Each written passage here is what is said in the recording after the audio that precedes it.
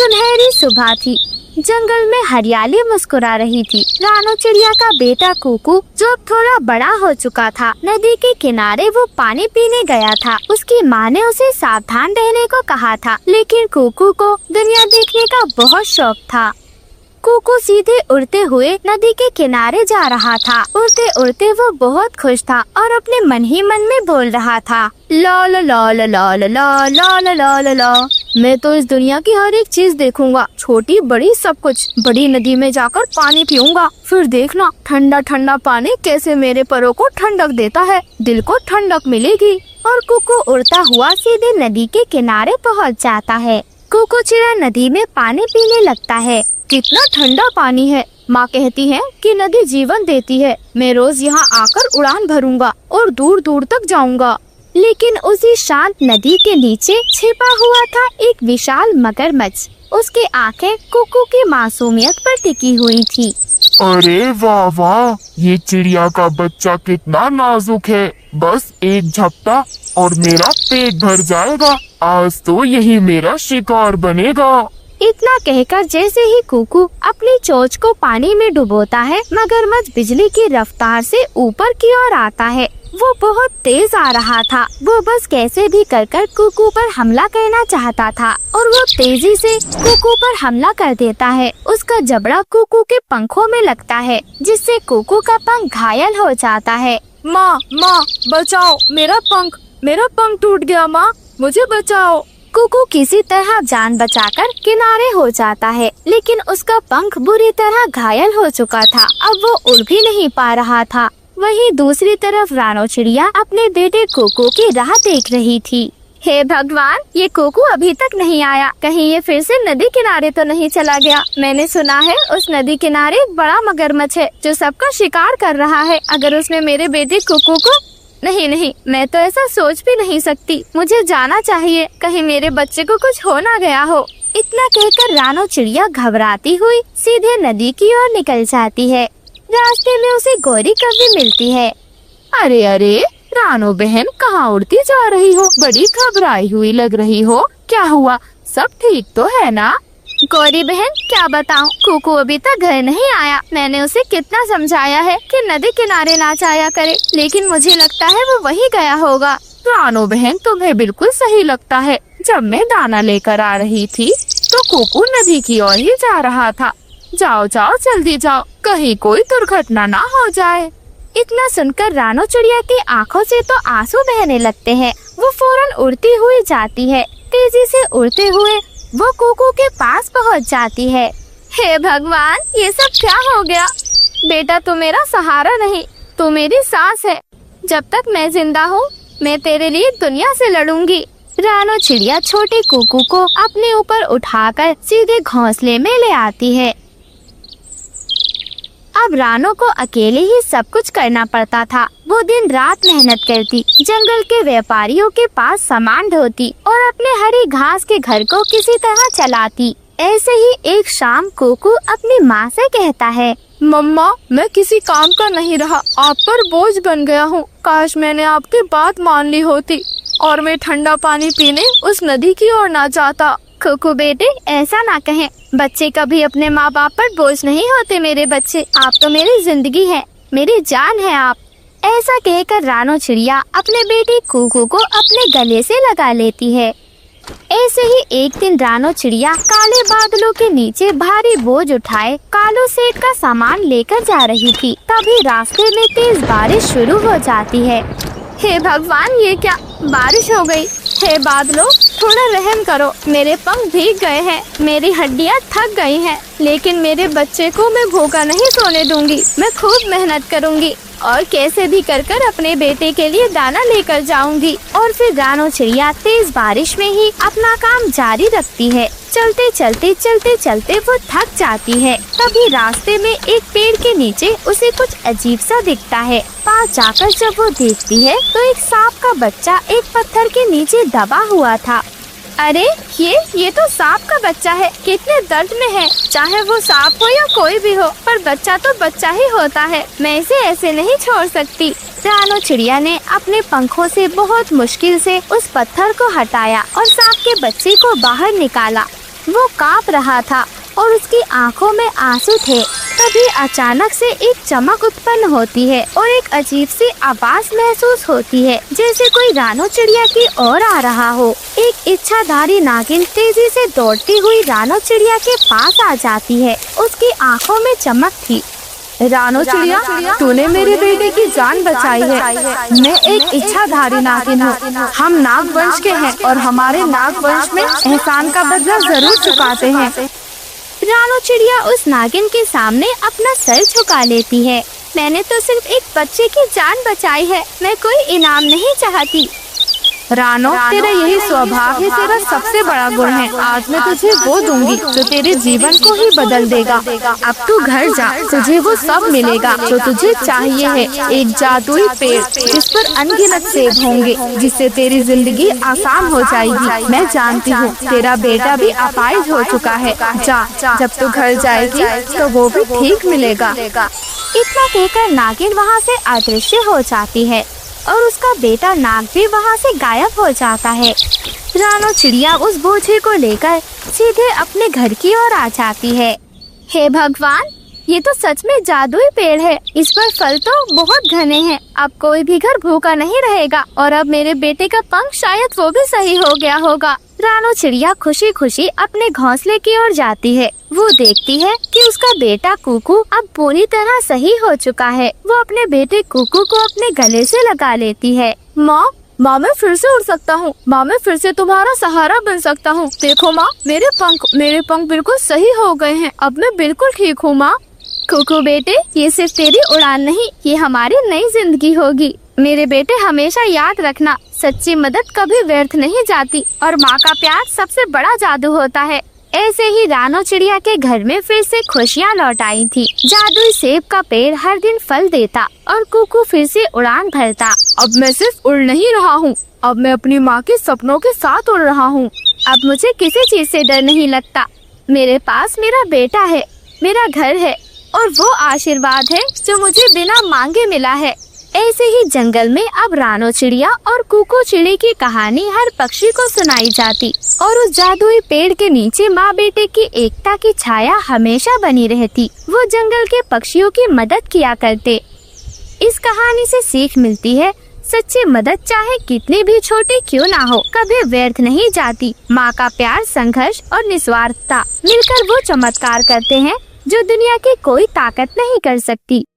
एक छोटा सा घोंसला जिसकी टहनियाँ भी थक चुकी थी, वहीं पर थकी हुई एक माँ चिड़िया रहती थी। उसकी बेटी रानो चिड़िया थी। माँ चिड़िया की आंखें अपनी बेटी चिड़िया को ताक रही थी। रानो, मेरी नन्ही सी जान, मैं अब ज्यादा दिन तक जिंदा नहीं रह पाऊंगी, लेकिन एक चीज है जो आज मैं तुझे बताना चाहती हूँ। माँ नहीं, आप ऐसी बात तो मत करो। मैं अब भी वही रानो हूँ जिसे तू कहानियाँ सुनाकर सुलाती थी। तेरे बिना मैं क्या करूँगी माँ, कैसे जीऊंगी मैं अकेली। तू ऐसा सोचना भी मत, अगर तुझे कुछ हुआ तो मैं तो जीते जी मर जाऊंगी माँ। मेरी बच्ची, दुनिया का यही उसूल है, जो आया है इस दुनिया में उसे जाना है। लेकिन अब तो मेरी बात सुन। एक जादुई लहंगे का घर है बिटिया, जो आसमान की छांव में छिपा है। जो वहाँ जाता है वो दुख भूल जाता है मेरी बच्ची। मुझे यकीन है तू उसे ढूंढ लेगी। इतना कहकर माँ चिड़िया की आंखें हमेशा के लिए बंद हो जाती हैं और वो इस दुनिया को हमेशा के लिए अलविदा कह जाती है। माँ, तेरा आंचल ही मेरा संसार था माँ, पर मैं वादा करती हूँ वो घर जरूर ढूंढूंगी और वहाँ जाकर तेरे नाम की हर सांस जीऊंगी माँ, मैं वादा करती हूँ। रानो चिड़िया ऐसा कहकर जोर जोर से रोने लग जाती है। दिन बीतते जाते हैं। एक दिन लाडो चिड़िया पंख फड़फड़ाते हुए रानो चिड़िया के पास आती है। रानो चिड़िया अपने घोंसले के बाहर उदास बैठी हुई थी। अरे रानो, क्या हो गया? अब कब तक क्यों उदास रहेगी मेरी सहेली? मैं हूँ ना तेरे साथ। देख, दुनिया का उसूल है, आज तेरी माँ गई है, कल कोई और जाएगा और एक न एक दिन हमारा भी नंबर आएगा। तो इस तरह मायूस ना हो, कुछ खा ले। चल मेरे साथ जंगल की ओर चल, वहाँ घूमकर तुझे कुछ अच्छा लगेगा। हम मीठे फल ढूंढने चलते हैं। तभी रानो चिड़िया लाडो चिड़िया को सारी बात बताती है। रानो, मैं जानती हूँ ये रास्ता आसान नहीं होगा, पर तू अकेली नहीं है। जब तक मेरी सांसें चलेंगी तेरे साथ मैं उड़ूंगी, चाहे राहों में कांटे भरे हो या फिर बादल गहरे हो। चल मेरी बहन, आज से हम दोनों साथ हैं और उस लहंगे के घर को ढूंढने के लिए मैं तेरी मदद करूंगी। लाडो, तेरी दोस्ती ही मेरा पर है। चल ढूंढते हैं वो घर जहाँ माँ की ममता का जादू है। वहीं एक पेड़ पर बैठे हुए कालू कौवा और गोरी कौवी उसकी बातों को सुनकर जल भुन रहे थे। गोरी, जादुई लहंगा घर, ये तो सिर्फ चिड़ियों का सपना है, मगर मेरे लिए ये एक खजाने से कम नहीं। गोरी, मैं रानो को उड़ने नहीं दूंगा। अगर वो उड़ी तो हम उसका पीछा करेंगे, पर सिर्फ तब तक जब तक वो रास्ता नहीं बता दे। उसके बाद सब हमारा होगा। हाँ कालू जी, जैसे ही वो घर मिलेगा हम घर का ऐसा जाल बुनेंगे कि उसकी हिम्मत भी कांपेगी और फिर वो घर हमारा होगा कालू जी। रानो चिड़िया लाडो चिड़िया के साथ उस घर की तलाश में निकल जाती है। वहीं कालू कौवा और गोरी कौवी चुपचाप उसका पीछा कर रहे थे। अरे अरे अरे, ये भोजन मेरा है, तू जा यहाँ से, जा जा जा जा, निकल जा यहाँ से। हर वक्त मेरे पीछे पीछे रहती है, इतनी मुश्किल से जो मिलता है सब खा जाती है। चल चल, भूख कर कहीं की, भाग जा यहाँ से। अरे तू क्या समझती है कि बस तू ही भूखी है और मेरे पेट का क्या? मैं जाकर शिकायत करूँगी रानी चींटी से। अगर तूने मुझे भोजन नहीं दिया तो मैं तेरी एक एक बात बता दूंगी, समझी तू? अरे अरे, क्या बताएगी तू? हाँ हाँ, क्या बताएगी? तू मुझसे बड़ी है और छोटों को खाना पहले देना चाहिए। चल चल, वैसे भी तू मुझसे पूरे 2 दिन बड़ी है। मैं कह दूंगी रानी चींटी से कि ये तो बड़ी है, खुद भी तो ढूंढ सकती है। अब तू जल्दी जा और जाकर अपना दाना कहीं और ढूंढ। मुझसे उम्मीद ना लगाना कि मैं तुझे ये भोजन दूंगी। अरे अरे, बड़ी हूँ तो क्या, मेरे पेट में भूख नहीं लगती? मेरा भी तो पेट है, मुझे भी तो खाने का हक है। रानो चिड़िया और लाडो चिड़िया दोनों उन चींटियों की आवाज सुनती हैं तो उनके पास आ जाती हैं। रानो चिड़िया बहुत ही प्यार से उन दोनों चींटियों को समझाती है। देखो, कोई छोटा या बड़ा नहीं होता, जब मन में प्यार ना हो वो सबसे बड़ी लड़ाई होती है। मेरी माँ ने मुझे सिखाया है, असली घर वही होता है जहाँ सब मिल बांट कर रहते हैं। हाँ हाँ, और तुम दोनों तो सगी बहनें लग रही हो, बिल्कुल एक जैसी हो। तुम दोनों आपस में मिल बांट कर खा सकती हो। ज्यादा लड़ाई लड़ना अच्छा नहीं होता, बुरे वक्त में एक दूसरे का साथ देना ही तो असली काम है। हमें क्षमा करना। हमने सुना है एक ऐसी जगह है जिसके बारे में हमने बहुत पहले सुना था, रानी चींटी से। हमने सुना है वहाँ झगड़ा नहीं होता। पूर्व दिशा में 3 पहाड़ी हैं, उन पहाड़ी पर पेड़ है, उनको पार करते ही वो जगह आती है। हाँ हाँ, और वो 3 पहाड़ी जब आप पार करोगी तो हमने सुना है वहाँ ऐसी जगह है जहाँ कोई लड़ता नहीं। वहाँ एक जादुई लहंगे का घर भी है, लेकिन वहाँ तक हर कोई नहीं पहुँच पाता। वो लहंगे का घर किसी को स्वीकार ही नहीं करता है, क्योंकि उस लहंगे के घर को सुना है उसके मालिक का इंतजार है। इतना सुनकर रानो चिड़िया और लाडो चिड़िया दोनों उन 3 पेड़ों की दिशा की ओर निकल जाती हैं। अरे रानो, देखो वो 3 पेड़, शायद वही दिशा है। हाँ लाडो, मगर देखो ना, आसमान में काले बादल हैं और वो कालू कौवा भी मुझे लगता है हमारे पीछे है। मैंने अभी कुछ समय पहले ही उसकी परछाई देखी। रानो चिड़िया का इतना कहना था कि कालू कौवा और गोरी कौवी दोनों उसके सामने आ जाते हैं। अरे अरे चिड़िया, इस राह पर जाने वाला कभी लौट कर नहीं आया। हवा भी चीख उठती है इस राह में। चल चल छोटी चिड़िया, अब वापस अपने घर की ओर लौट जा, वरना मुझसे बुरा कोई नहीं होगा। हाँ हाँ छोटी चिड़िया, भाग जा यहाँ से, वरना हम दोनों अपनी चोंच मार मार के जख्मी कर देंगे। चलो चलो, निकलो यहाँ से। कालू गोरी, अगर तुम्हारा डर मेरा रास्ता रोकेगा तो मेरी माँ की आखिरी बात मेरा जवाब होगी। मैं अपनी माँ की दुआओं के पंखों से उड़ती हूँ, तुम जैसे पक्षियों से मैं डरने वाली नहीं। इतना कहकर लाडो चिड़िया और रानो चिड़िया दोनों उड़ान भरती हैं। और फिर वो 3 पेड़ उन्हें दिखाई देते हैं। उन 3 पेड़ों के नीचे एक सुंदर सा सुनहरा लाल रंग का लहंगा घर था। लहंगे घर को देखते ही रानो चिड़िया और लाडो चिड़िया की आंखें चमक उठती हैं। वो घर ऐसे झिलमिला रहा था जैसे एक माँ की लोरी हो। ऐसा लग रहा था जैसे वो घर रानो चिड़िया का ही इंतजार कर रहा हो।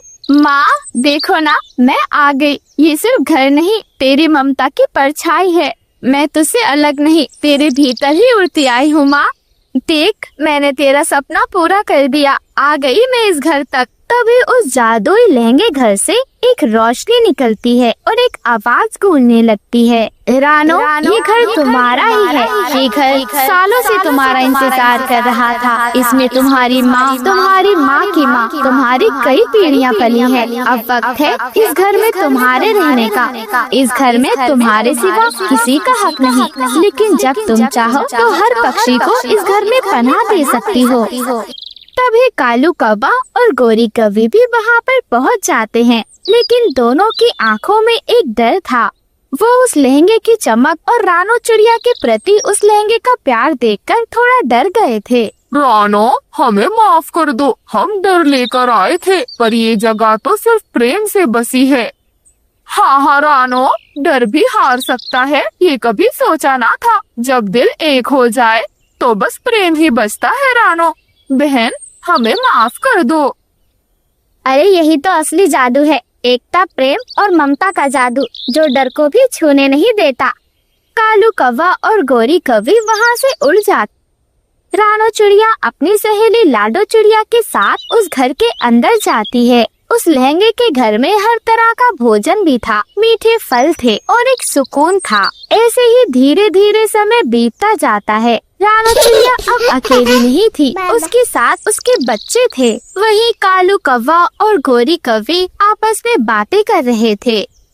कालू, क्या कर पाया तू? एक छोटी सी चिड़िया का भी कुछ नहीं बिगाड़ पाया। मुझे नहीं पता कालू, वो सुंदर घर मेरा होना चाहिए। अगर तूने मुझे वो सुंदर घर ना दिया तो मैं अपने मायके चली जाऊंगी और कभी तेरे काले पंखों की ओर मुँह भी नहीं करूंगी मैं।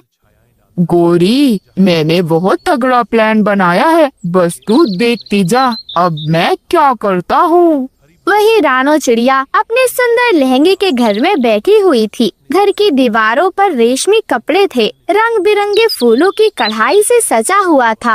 वो अपनी बेटी गुड़िया और कुकू के साथ आराम से बैठी हुई चाय और पकोड़े के मजे ले रही थी। पूरे घर में खुशबू फैली हुई थी, ताज़ा पकोड़े और गर्मा गर्म चाय की। मेरे बच्चों, अगर जिंदगी पकोड़ों के जैसी गर्म रहे और मोहब्बत की चाय साथ हो तो परिंदों की ये दुनिया बेमिसाल हो जाती है।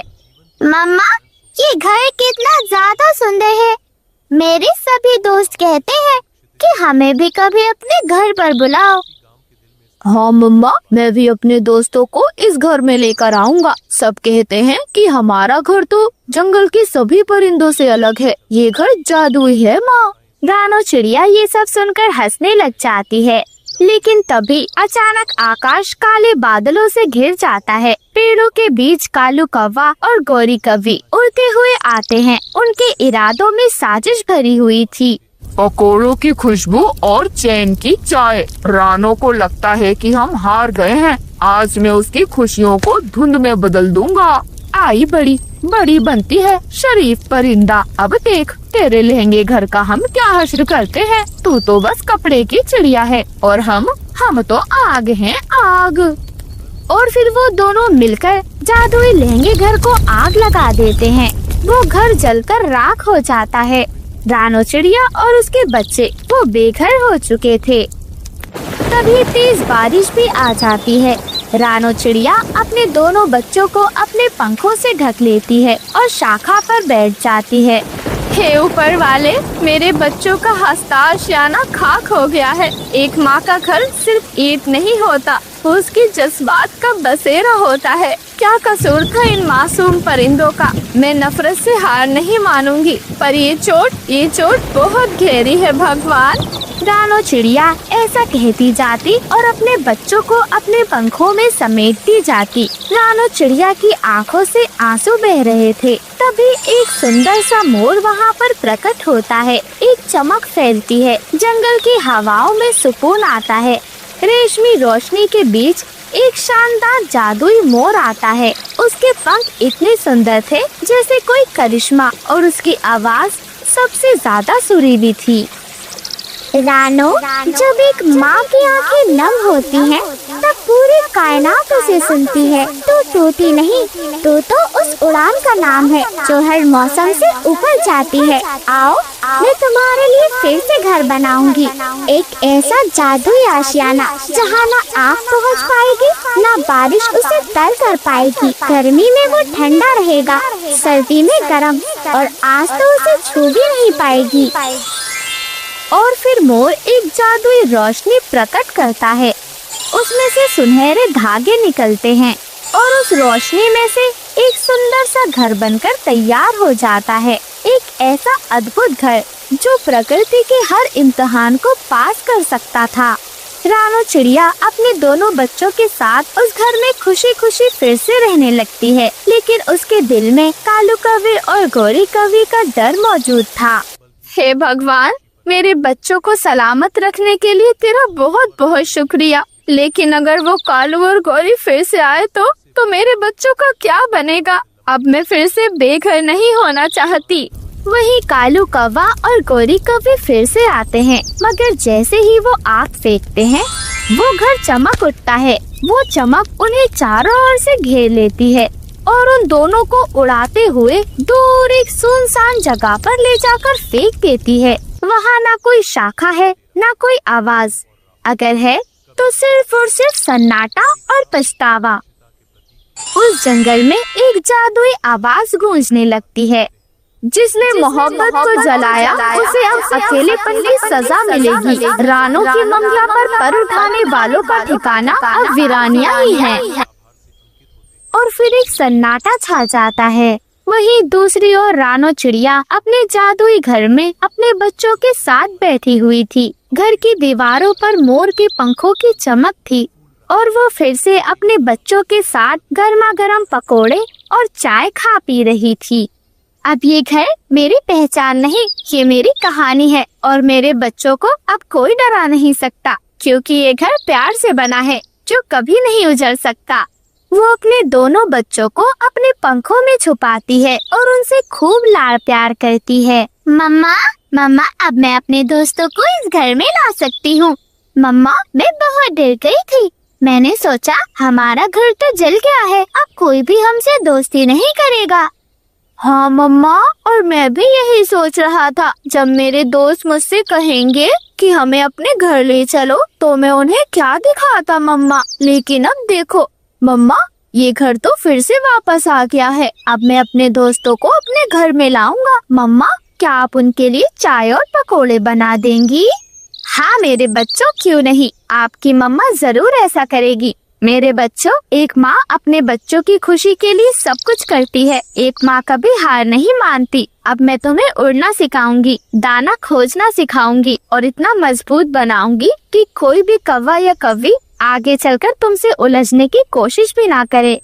इस कहानी से हमें सीख मिलती है, ममता की ताकत से बड़ा कोई जादू नहीं होता। जो माँ टूटकर भी अपने बच्चों की खुशियाँ बचा लेती है, उसका घर राख से नहीं बल्कि उम्मीद से बनता है। और याद रखो, नफरत चाहे कितनी भी हो, पर प्यार का जादू कहीं ज्यादा मजबूत होता है। दोस्तों, अगर तुम्हें लगता है कि रानो चिड़िया ने जादुई लहंगे का इस्तेमाल सही किया, हमें कमेंट करो। क्या कालू कौवा उसकी मदद कर रहा था या फिर चालाकी कर रहा था? और अगर तुम्हारे पास ऐसा कोई जादुई सामान होता तो तुम उससे क्या मांगते? जल्दी से हमें कमेंट कर बताओ। अगर आपको हमारी ये कहानी पसंद आई है तो वीडियो को लाइक कर हमारे चैनल को सब्सक्राइब करना बिल्कुल मत भूलना। आप सभी का धन्यवाद।